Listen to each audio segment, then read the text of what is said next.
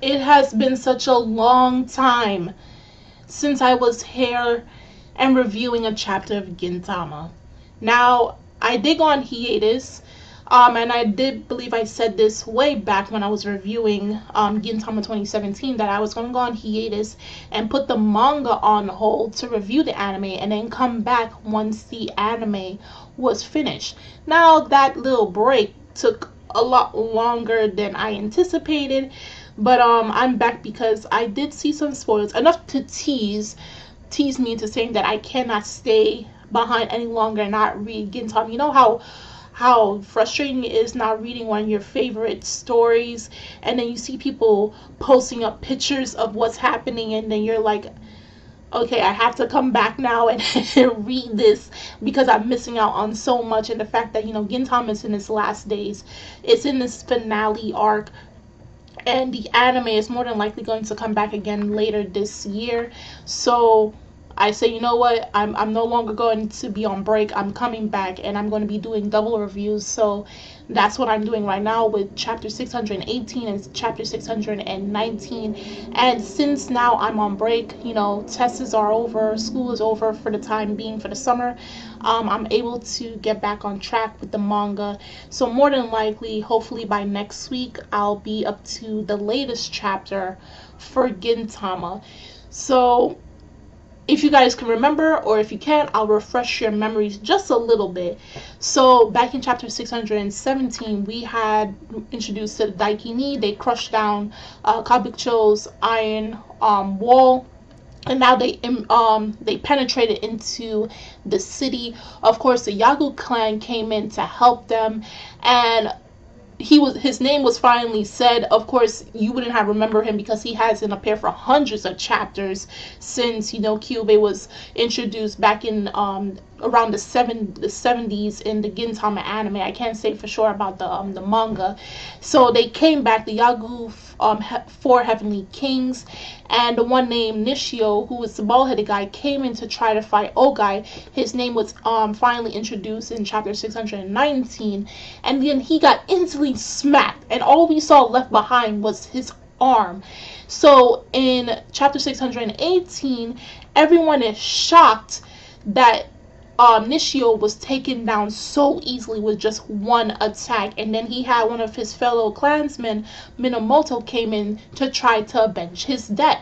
Now he comes in and we thought, okay, he got crushed, but then he appears behind Ougai.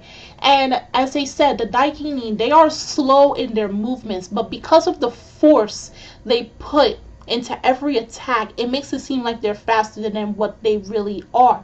So with just the force of his hand, Ougai broke Minamoto's arm, and it was really a disturbing image if you look at it, because you saw the skin peeling, and then you couldn't see the bone, but you saw where it just went limp.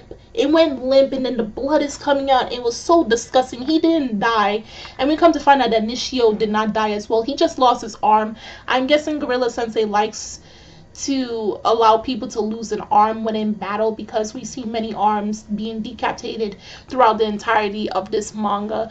So Nishio is still alive, and it's very hard to defeat the Daikini, because even though they are slow, if you so much as come into the close proximity of them, if you come into their space, you're a dead man walking. And also the fact that they are extremely prideful.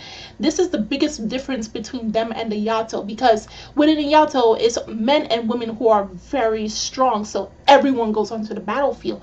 But with the Daikini, it's all these big, burly, devil-looking men that goes on the battlefield, and they do not care for the women or children. They think that the Earthlings are playing around with them, bringing children and women, and they don't know that some of these Earthlings are just as crazy as any men of any species anywhere.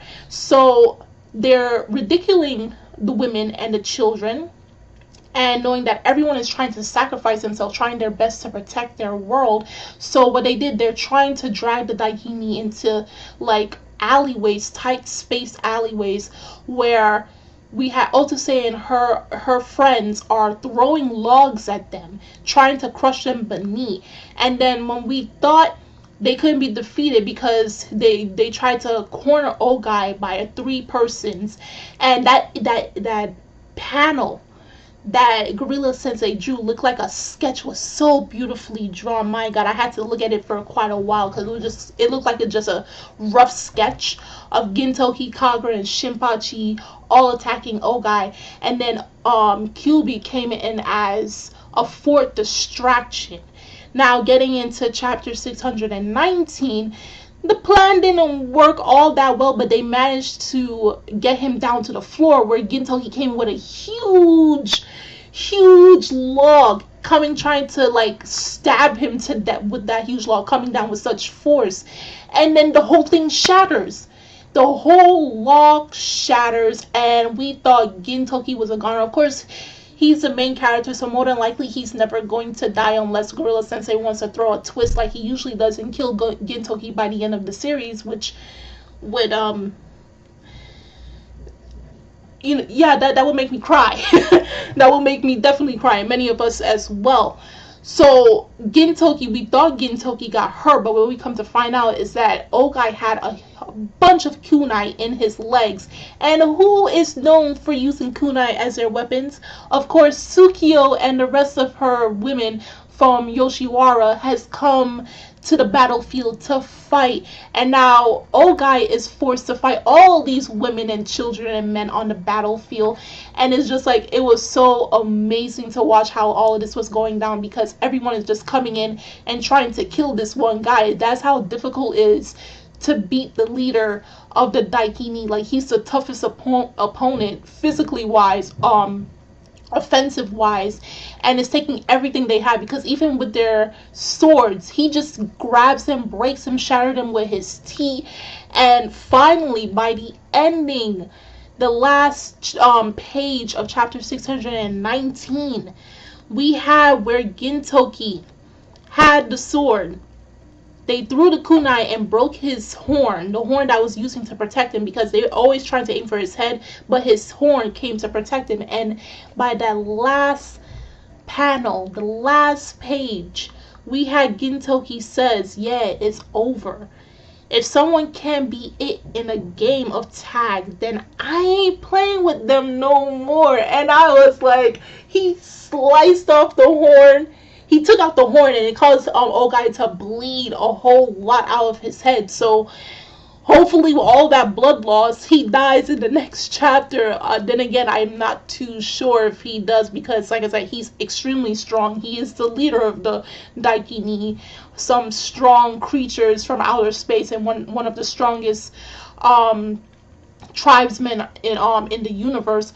So we can't say for sure is if he's going to die in the next chapter or not, but hopefully he does, because he is disrespectful and he's not very honorable when it comes to the battlefield, and he looks on a lot of people.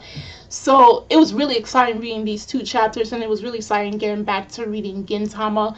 I forgot how much excitement I get out reading this series, and like I said, I'm going to continue doing double reviews throughout the entire of the week until I get back to the latest chapter, and from then on I'll update along with the newest chapter weekly. So if you guys saw these 2 chapters, more than likely you already did. Please do me in the comment section below on how you felt about these 2 chapters. What were some things that you really enjoyed about them? And the links are in the description box as always. You guys go check that out. And I'm Kimi-chan of Anime Legends Podcast, and I will see you guys later. Bye!